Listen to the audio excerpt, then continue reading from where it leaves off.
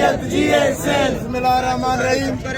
वॾो कोमेड़ मचाए छॾिजे, वॾो कोमेड़ मचाए छॾिजे, गच गिचीअ मां लाहे छॾिजे, हलजे त घाट ऊचो करे हलजे, न त कंदी कपाए छॾिजे।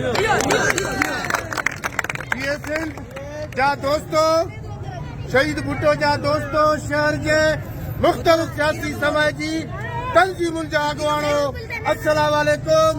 या अली मदद। जिए सिंध, जिए शहीद वीर मुर्तज़ा भुट्टो जी इनक़िलाबी जिदोजहद, जिए मर्द मुजाहिद मीर ज़ुल्फ़कार अली भुट्टो साहब। अॼोको ई तारीख़ी एहतिजाज हड़ताल जिए सिंध जे दोस्तनि जे तरफ़ां जेकी पूरी सिंध में शटर बंद हड़ताल आहे, असीं इन हड़ताल जे हवाले सां हितां जे रियासत खे ऐं ज़रदारी जे दलालनि खे अॼु सिंध जे माण्हुनि इहो पैगाम ॾेई चुका आहिनि त ज़रदारी तूं जे इन इरादनि खे, तूं जे इन छके नालनि खे सिंध जा माण्हू रद्द था कनि ऐं ज़रदारी ते थुकूं लातुर जो वसकारो आहे।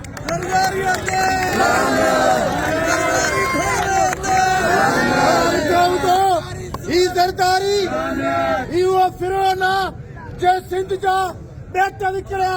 ही ज़रदारी उहो जेको आहे त फिरौन आहे जे पहिरियां टाउन खपाई, सिंध जूं ज़मीनूं खपाई, पर हाणे तव्हांजे असांजे जियापे जो जेको मसइलो आहे, जेको तव्हांजे असांजे 7 करोड़ सिंधियुनि जे जीअण मरण जो पाणी जो मसइलो आहे, उहो पाणी बि पंजाब सां साम्राज रियासत सां सौदो करे तव्हांजे साथे पाणी ते जेको धाड़ो थो लॻे, पर ज़रदारी जे बि इस्टेब्लिशमेंट खे ऐं शहबाज़ खे ऐं नवाज़ खे अॼु असांजो पैगाम आहे।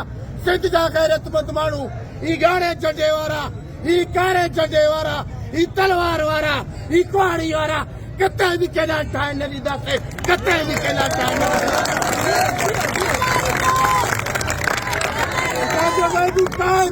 जूनियर ज़ुल्फ़कार अली भुट्टो जो वाज़े पैगाम आहे।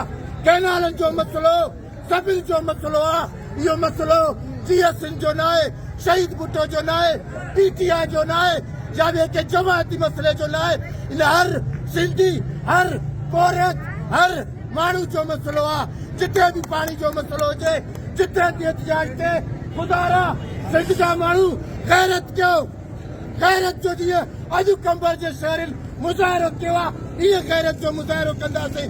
ज़रदारी त छा, उनजे पीउ हाकूअ खे बि मोकला केॾा